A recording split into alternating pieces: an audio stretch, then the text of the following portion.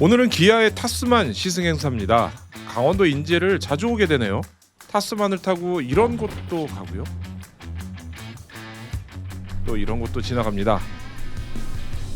지금부터 구독 누르고 출발하시죠. 먼저 여러분이 가장 궁금해하실 부분 바로 오프로드입니다. 타스만은 엑스프로라는 트림이 있죠. 5,240만 원의 가장 비싼 트림이에요. 전용 17인치 휠을 끼웠고요. 올터레인 타이어를 사용합니다. 또 오프로드에 특화된 여러 가지 옵션이 추가로 들어가는데 어떻게 활용하는지 지금부터 함께 보시죠. 강원도 인제 오프로드 코스입니다. 조금 익숙하죠? 최근에 렉서스 LX 오프로드도 시승을 여기서 했었어요. 근데 그때보다 좀 더 크게 멀리 갔다 오게 만들었습니다. 모글 구간이에요. 여기는 차동 기어 잠금 장치를 씁니다. ELD라고 하는 건데 엑스프로 트림에만 들어갑니다. 이렇게 한쪽 바퀴가 허공에 떠 있죠. 이때 ELD를 쓰면 양쪽 바퀴의 동력을 무조건 동일하게 전달합니다. 반대쪽 바퀴에 힘이 실리고 같은 속도로 움직이는 게 보이죠? 이렇게 험로를 통과하는 겁니다. 생각보다 잘 가요. 이번에는 물속으로 들어갑니다. 지난번에 이곳에서 시승했던 렉서스 LX가 깊이 70cm까지 도강을 할 수 있죠. 이 차는 80cm고요. 쉐보레 콜로라도와 같은 깊이에요. 이거보다 더 깊이 들어가는 차 순정 상태에서는 레인지로버인데 90cm입니다. 근데 이런 거는 에어 인테이크에 스노클을 장착하면 더 들어갈 수 있죠. 타스만 역시 에어 인테이크를 스노클 장착까지 고려해서 만들었습니다. 엔진룸을 열어보면 이렇게 운전석 팬더 쪽으로 인테이크가 뻗어 있죠.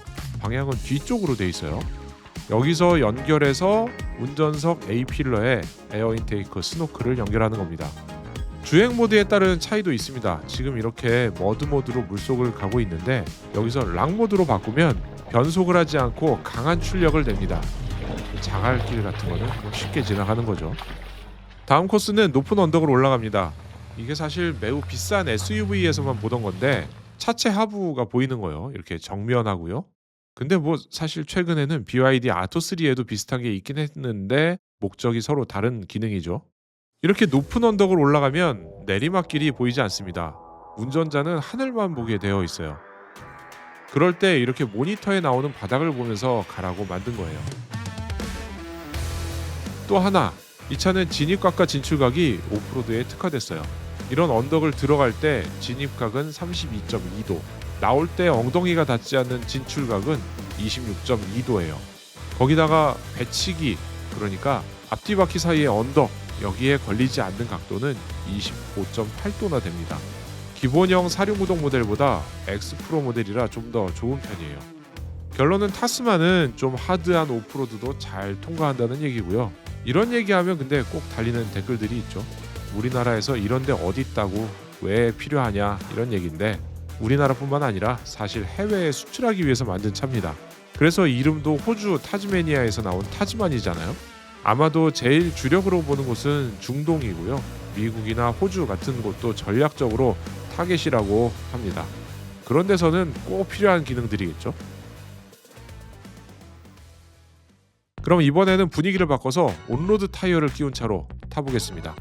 이 차는 금호의 크루젠 타이어가 들어갔습니다.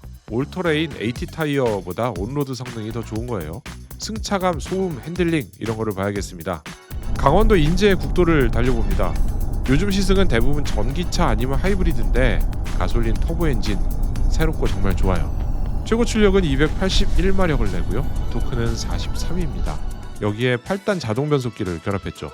오프로드에서 변속기가 과열될 것을 고려해서 공랭식 쿨러도 추가했습니다. 이 사막이 많은 중동에서는 꼭 필요한 기능이겠죠. 서스펜션은 앞은 WC 본이 들어갔고요. 뒤에는 리지드 엑셀, 판스프링이에요. 또 바디온 프레임 구조기 때문에 노면의 진동을 프레임에서 1차로 걸르고 캐빈과 연결되는 부위에 새로운 부싱을 적용해서 2차로 진동을 걸러준다고 합니다. 그래서인지 실내가 상당히 부드럽고 조용해요. 사실 프레임 타입의 한계는 분명히 있습니다. 예를 들면 도로 연결부에서 오는 진동들이나 크게 패인 곳을 지날 때 차 전체가 쿵 하면서 흔들리는 것들이 모노코크 바디와 비교해서는 확실히 진동이 큽니다. 그래도 기본적으로 이런 바디온 프레임 구조 차들 중에서는 상당히 온로드 주행에서 소음과 진동을 잘 잡은 것으로 보입니다. 핸들링 느낌은 SUV하고 많이 비슷하게 만들었는데 조금 다르긴 합니다. SUV로 운전하는 것보다 더 많이 꺾어야 해요. 조향하는 비율이 다른 건데요. 그래서 와인딩 도로를 들어갈 때 속도를 많이 내면 불안해집니다. 이거 처음에는 살짝 놀랄 수 있어요. 이 장면은 임도를 진입하기 위해서 AT 타이어를 끼운 차로 온로드를 들어가는 건데 코너링 들어갈 때 좀 더 크게 많이 핸들을 조작해줘야 됩니다. 다시 온로드로 들어와서 속도를 조금 올려봤습니다. 차가 네모난 모양인 것을 감안해도 고속에서 풍절음은 조용한 편이에요. 기아가 트럭을 마치 SUV처럼 만들어버렸습니다. 차가 아주 말랑말랑해요. SUV보다 더 말랑한 느낌의 차입니다. 근데 보통의 픽업 트럭들이 다 말랑말랑한 세팅을 가지고 있습니다. 이게 비포장도로 이런 데에서 더 편한 승차감으로 빨리 달리고자 말랑말랑한 세팅들을 주로 하죠. 콜로라도도 타보면은 생각보다 이거 트럭인데 말랑하네 하는 생각이 들고요. 지금은 적재함이 비어있는 상태여서 아마 좀 더 뒤가 통통 튀는 느낌이 있는 건데 짐을 실으면 조금 달라질 것으로 예상이 됩니다. 참고로 적재함은 트림에 따라서 용량이 달라집니다. 차량 총중량에서 적재 용량을 계산하기 때문인데 옵션이 좀 더 붙은 차는 적재량이 줄어드는 거죠. 이렇게 트렁크에 적재 용량이 적혀 있는데 법적 의무사항으로 표기한 겁니다. 실내는 SUV와 더 유사합니다. 정확히는 가장 많이 닮은 차 EV9 같아요. 디스플레이를 3분할로 나눠서 가운데에 공조를 넣은 것도 똑같습니다. 버튼은 EV9보다 좀 더 크게 만들었는데 장갑을 낀 손으로도 누르기 편하게 만든 거죠. EV9과 동일한 형태의 변속기 레버가 들어갔고요. 오프로드와 관련된 버튼들은 역시 좀 더 크게 만들었습니다. 지난번 저희가 토레스 하이브리드 시승하면서 영상에서 스크린에 내장재가 비친다고, 그래서 시인성이 떨어진다 이런 말씀 드렸었잖아요.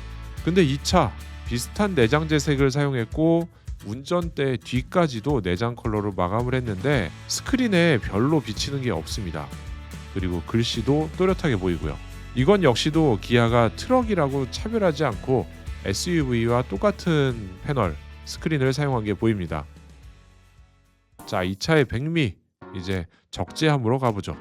이날 행사에는 적재함을 다양하게 사용하는 예시들을 전시했습니다. 이렇게 박스를 얹어서 짐을 싣는 구조 많이 보셨죠? 그리고 그 아래는 슬라이딩 방식의 판을 붙여서 안쪽까지 짐을 넣고 빼기 편리하게 만들었습니다. 또 다른 곳에는 절반만 덮는 덮개를 설치했어요. 밀어서 열고 닫고 이렇게 하는데 줄을 당겨서 사용하는 겁니다. 의외로 픽업 트럭이 어중간한 크기의 가방이나 공구함 이런 거를 실을 공간이 없습니다. 2열까지 사람이 타면 적재함에다가 결국 실어야 하는데 이게 개방된 공간이라 좀 불안하기도 합니다. 그래서 이런 덮개를 사용하는 거죠. 그 옆에는 작은 보트를 견인하도록 만들었네요. 3.5톤까지 견인이 가능하니까 좀 크기가 큰 카라반도 견인을 할 수 있는 겁니다. 자, 이렇게 기아 타스만의 시승 행사 끝났습니다. 하루에 오프로드, 임도, 공도를 모두 돌아보는 행사여서 압축적으로 경험을 해볼 수가 있었습니다. 하지만 이 차는 이제 시작입니다. 트럭인 만큼 뒤에 특장을 설치할 수 있을 테고요.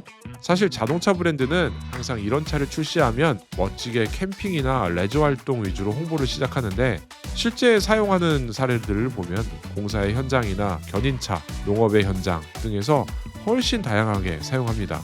그런 면에서 이 차 잘 나왔습니다. 그간 국산차로서는 KG의 픽업 트럭만 있었던 시장에 기아가 뛰어들었으니까 이제 경쟁이 시작되겠죠. 제가 항상 좋아하는 경쟁 계속 기대해 보겠습니다. 저는 오토캐스트 이다일이고요. 여기서 마치겠습니다. 감사합니다.